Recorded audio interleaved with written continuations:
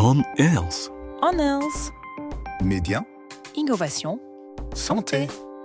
Bienvenue dans On Board, le podcast de On Health, le média dédié à l'innovation santé. Aujourd'hui, on va à la rencontre de ceux qui s'assurent que vos médicaments sont sûrs, efficaces et produits proprement. Bref, qu'ils font le job en absolue sécurité sanitaire pour les patients.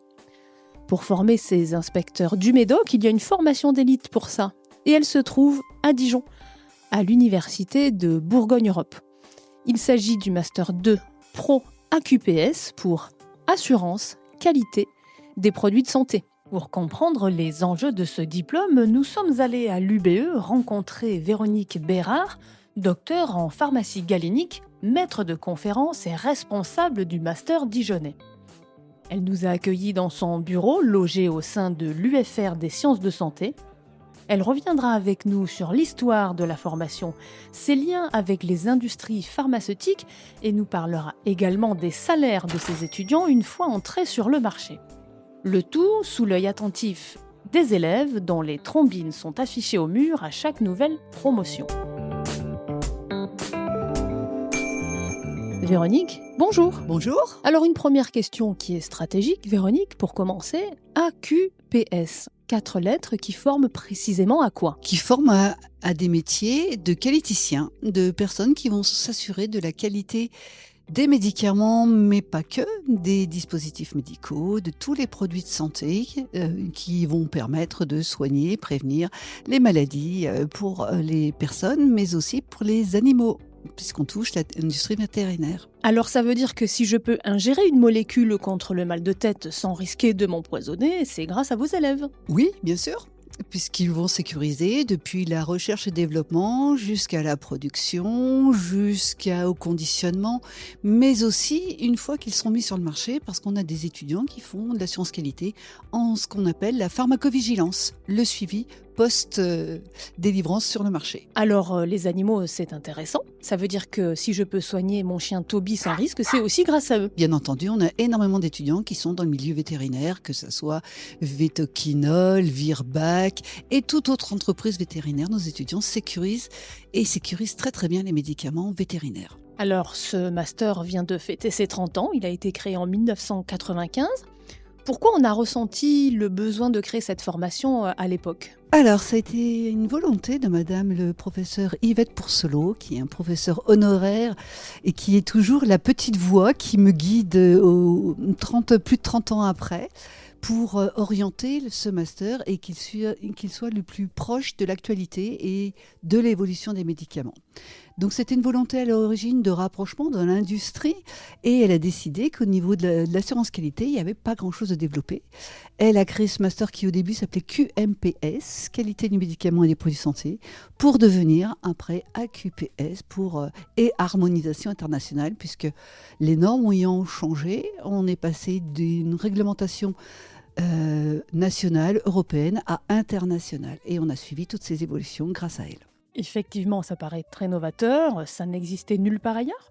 Alors, il y avait déjà un trou dans la raquette dans l'Est de la France, mais je crois qu'on ne regrouperait pas tous les enjeux de la sécurisation en un seul métier. Chacun était responsable de ses petites productions ou de son secteur, mais la globalité est arrivée en même temps que l'assurance qualité est devenue un enjeu majeur au niveau économique pour le médicament. Alors il y a eu une harmonisation finalement des formations, des enjeux et aussi des process. Exactement, avec l'arrivée en 1990 des ICH, des conférences internationales de l'harmonisation, qui regroupent au départ les 3 grandes puissances que sont les États-Unis, l'Europe et le Japon. On est arrivé à maintenant on a plus de 190 pays qui adhèrent à cette harmonisation et donc il fallait qu'on soit dans le jeu et qu'on soit proactif. Comment évolue la formation depuis Yvette Pourcelot et jusqu'à votre reprise en 2005 ? Qu'est-ce qui a changé finalement en 3 décennies ? Ce qui a évolué, c'est que le métier a évolué. Donc il a fallu être proactif. Et grâce à Madame Pourcelot, qui, encore une fois, est toujours présente, il y a 5 ans, elle me parlait de mettre de l'intelligence artificielle. Je me suis dit, waouh! Dès 2020 ? Il y a 5 ans déjà, donc on n'en parlait pas. Mais pourtant, je me suis dit, allez, on a mis 2 heures par un industriel, parce qu'on fait venir énormément d'industriels dans notre formation, des spécialistes du domaine, un industriel de Bâle qui a décidé de nous faire 2 heures et demie de cours. Et puis on s'est dit, mais ça suffit pas, parce que vu l'ampleur, maintenant il en est à 2 jours et demi de formation pour nos étudiants. Cette année, on a décidé, évidemment, ce sujet très très au cœur des préoccupations, c'est l'environnement.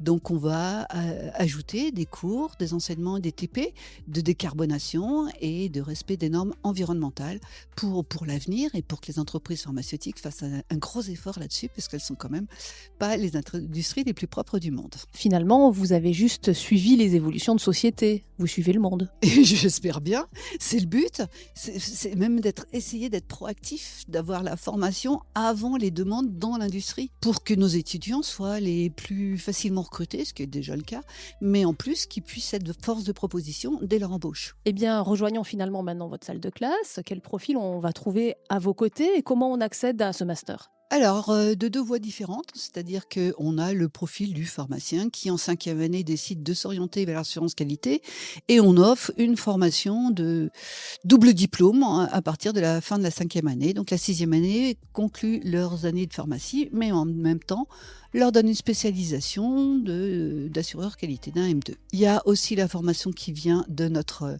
master M1, d'assurance qualité des produits de santé, qui a été créé il y a seulement 1 an et demi au niveau de la mention biologie santé de l'université de Bourgogne. Donc, et là, on a des étudiants qui peuvent venir de biologie santé, de microbiologie, de biochimie, de biologie, et qui passent un M1 avant d'arriver au M2. Donc profil chimiste, ingénieur, pharmacien ? Biologiste santé. Donc on sort à Bac+5 ?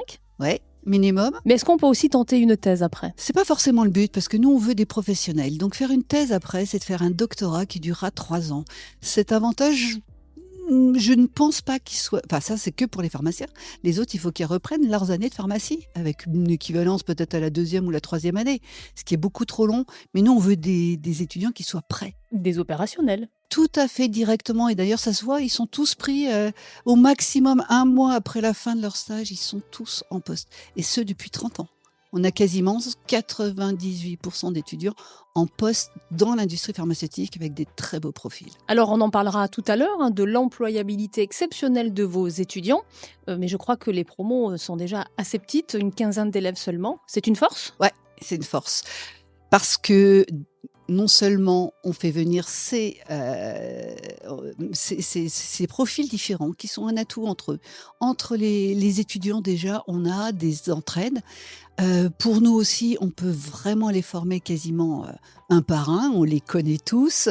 Et pour l'industrie, on sait qu'ils ont été formés et très bien formés parce qu'ils sont justement pas nombreux et donc on se les arrache sur le marché. Alors quels sont les grands piliers de la formation et qu'est-ce que je vais apprendre chez vous ?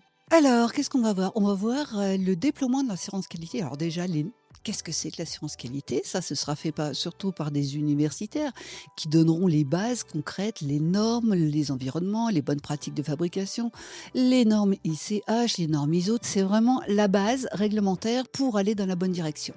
Et savoir cette paperasse, comme vous dites, elle est faite, un tout petit bouquin qui est fait pour toutes les entreprises de tout milieu, de toute taille, de tout produit fabriqué. Alors vous imaginez qu'il va falloir le déployer différemment entre une entreprise qui fait, je sais pas, une pommade basique, une petite entreprise familiale, et une entreprise multinationale qui fait des produits injectables, par exemple. Vous imaginez que c'est les mêmes lignes de texte. Donc il va falloir s'approprier les textes, savoir les déployer, et pour cela, on fait venir quasiment 80-85% d'intervenants du domaine, spécialistes, et c'est eux qui se déplacent. Là encore, on est dans une formation très concrète. Ah eux, ils racontent la vraie vie. Moi, je raconte la théorie, et eux, ils racontent la vraie vie. Et entre les deux, ils se font leur avis. Je crois qu'il y a une salle BPF pour les bonnes pratiques de fabrication, des aspects réglementaires internationaux, mais vous en avez parlé aussi tout à l'heure, de l'IA. On a beaucoup d'outils. On a aussi, comme vous parlez d'outils, tous les professionnels qui vont leur parler d'outils donnés dans les textes, mais appliqués au domaine. On veut que ça soit appliqué. Comment je fais une analyse de risque? Comment je mets des actions proactives ou des actions correctives? Comment je fais pour... Et donc, nous, c'est les professionnels du terrain qui viennent, qui racontent leur vraie vie, leur évolution et la résolution de problèmes. Et là, ça fait une force pour notre master. Nos étudiants vont sortir avec une boîte dans laquelle il y a la résolution de n'importe quel problème d'entreprise, parce qu'on leur aura raconté, et qui pourront mettre à profit et donc être force de proposition dès leur premier jour de stage. Alors évidemment, par rapport à des étudiants qui sont en alternance, où on est là pour leur apprendre, et quand on leur demande au bout d'1 an, au fait, tu ferais quoi dans cette situation? Ils répondront la même chose que toi, puisque c'est toi qui es le maître. Alors que nous, ils arrivent, on dit, j'ai vu dans une entreprise, on me disait qu'on faisait ça, on peut peut-être essayer. Vous imaginez le poids de mes étudiants par rapport à des alternants. C'est pour ça qu'on on maintient une formation en présentiel pendant 6 mois, le temps de bien les former. Et au bout de 6 mois, ils sont prêts. Et le passé nous montre qu'on a raison. Vous écoutez On Board, le podcast de On Health, le média dédié à l'innovation santé. Alors, il y a une partie du programme qui vous tient spécialement à cœur, c'est la partie éco-responsabilité et décarbonation. Vous l'avez dit tout à l'heure, les industries pharma sont pas forcément très propres. Pourquoi c'est important pour vous? Déjà, c'était une incitation très forte de Madame Poursolo et qui a été prise en charge par mon co-responsable, Monsieur Ali Assifaoui, qui est professeur de pharmacie galinique à mes côtés, mais aussi co-responsable et qui s'occupe beaucoup de la décarbonation. Donc, il va proposer cette année à des étudiants des ateliers d'automne, des outils.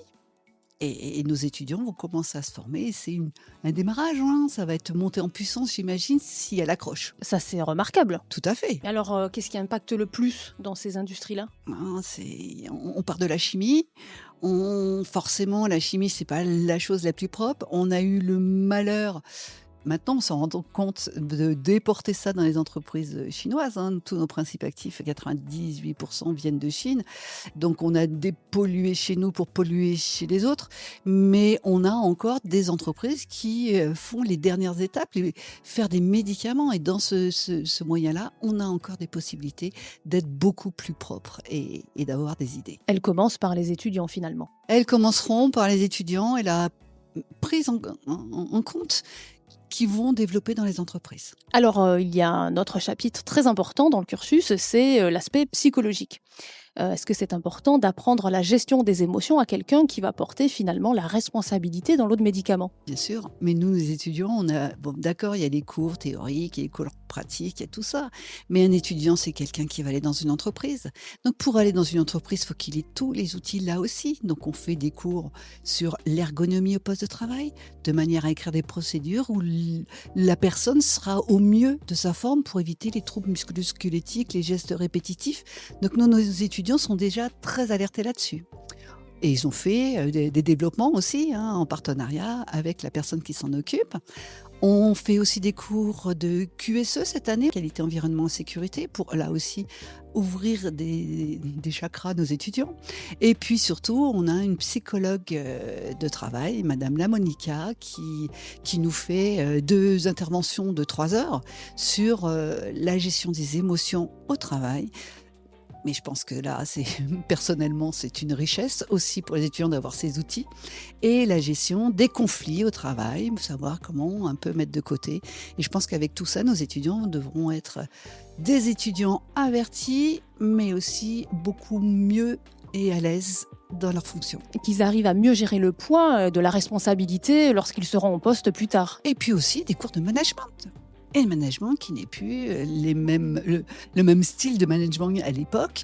Donc, ils seront aussi, avec tous ces outils, peut-être des managers plus compatissants, plus doux, et pour autant qui feront un management actif et attentionné vis-à-vis des opérateurs ou des gens qui dirigeront.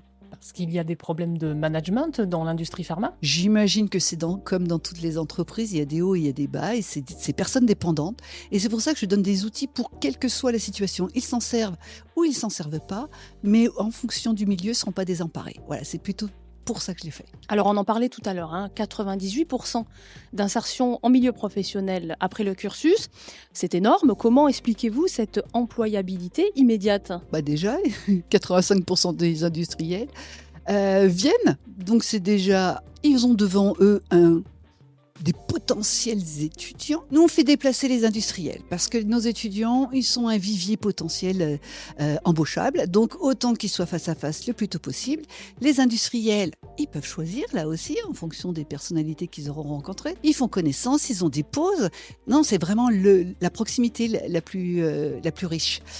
Et puis, nos étudiants feront un stage de 6 mois à partir de mi-mars, mais ils ont déjà eu des accroches, des personnes qui les ont emballés pendant qu'ils ont fait cours, donc ils peuvent se présenter. Donc déjà, c'est un plus, c'est pour ça aussi qu'ils sont très bien embauchés. On a un tissu économique très, très favorable à Dijon. Il faut savoir qu'il y a beaucoup d'industriels viennent de la région. Certains viennent de beaucoup, beaucoup plus loin, mais quand bien même, c'est quand même un tissu depuis 30 ans qui a été tissé, un réseau très solide. On a des intervenants qui viennent depuis 30 ans, vous imaginez la chance qu'on a. Ça se nourrit d'autant plus que les anciens étudiants reviennent faire des cours dans le master. Donc j'ai tous mes petits que j'ai essaimés depuis 15-20 ans qui arrivent et qui viennent faire des cours. Donc j'ai le bonheur non seulement de les revoir, mais eux, ils ont le bonheur de transmettre ce qu'ils ont appris et ils ont l'impression de remercier par ce geste. Et ça tourne tout seul. C'est parce qu'ils sont opérationnels tout de suite. Ils sont opérationnels tout de suite. Le réseau, comme je vous le disais, il est grand, il est vaste et il s'essaime et il grandit chaque année par les nouveaux étudiants. Donc on a des nouvelles ouvertures, des nouvelles boîtes, des nouvelles... Donc là, j'ai pas de souci, j'ai 2 à 3 offres de stages par semaine que je leur transmets. Ils se débrouillent tout seuls. Parce que voilà, il y a un moment, on leur donne des outils. Ils ont fait, il y a une partie de master, on a quelques heures de master qui sont mutualisées avec le master de gestion des relations humaines de l'UBE. Donc de ce côté-là, on a fait des échanges, ils ont pu faire des cas d'école entre eux, donc ils sont prêts à se faire embaucher. Donc l'embauche est rapide, la proximité, ils ont vu des personnes, ils ont eu envie de travailler. Donc là aussi, ça facilite les rapports et les échanges. Ils peuvent donner leur CV directement, ils en ont toujours dans leur poche, devant un intervenant qui les a passionnés ou un milieu qui les a passionnés. Et donc, ça facilite vraiment, vraiment. Et puis, il y a notre ancien réseau, nos anciens étudiants qui nous proposent des postes régulièrement en disant et au bout de 30 ans, notre grande chance, je crois, c'est notre renommée. Parce que maintenant, on sait que les étudiants de Master 2 à QPS, ils sont bien. Ça claque sur un CV, ça. Ça claque sur le CV, je ne sais pas. En tout cas, je ne suis pas dans ce domaine-là, mais je le sais. Et je le sens. Et certains ne veulent que des masters à QPS. Pour ces raisons. Alors, on va parler cash et argent. S'il y a une employabilité immédiate, c'est qu'il y a des besoins. À quel niveau de salaire pourraient prétendre vos étudiants alors ? Alors moi, je vais le dire, je vais parler cash, je vais parler d'argent. Alors, il se trouve qu'à la sortie, entre 35 et 40 KE par an est raisonnable. Donc, je suis très fière. Ça peut aller beaucoup, beaucoup plus, d'autant plus que s'ils s'éloignent de Dijon. Alors vous dites entre 35 et 40 cas par an. Évidemment, ça peut être beaucoup plus si je pars en Suisse. Ah ben évidemment, on a déjà un stage en Suisse, 2000 francs suisses par mois. Et puis la Suisse recrute beaucoup. Évidemment, j'ai énormément d'étudiants en Suisse.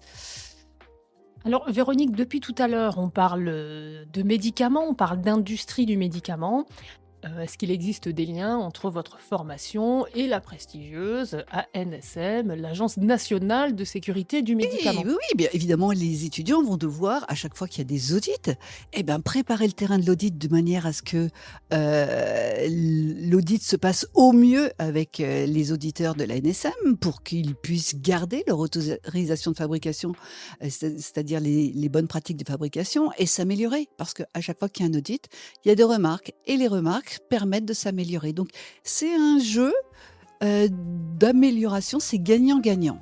Mais nos étudiants doivent apprendre à correspondre, à répondre au mieux des exigences, des bonnes pratiques de fabrication qui est surveillée par l'ANSM. Mais leur but, c'est pas de rejoindre l'ANSM. Alors, qui est bien surveillé ou qui est trop surveillé ? Pas assez. Alors, au niveau des entreprises françaises, je pense qu'ils vont dire beaucoup. Au niveau des fabricants de principes actifs, donc logiquement, c'est aussi l'ANSM devrait regarder tout ce qui vient de Chine. Ils avaient décidé de faire des audits en Chine. Eh ben non, parce que ça coûte trop cher, parce que les Chinois nous distille un petit peu les fabrications sur plusieurs sites, ce qui prend énormément de temps pour essayer de trouver le chemin de fabrication des principes actifs.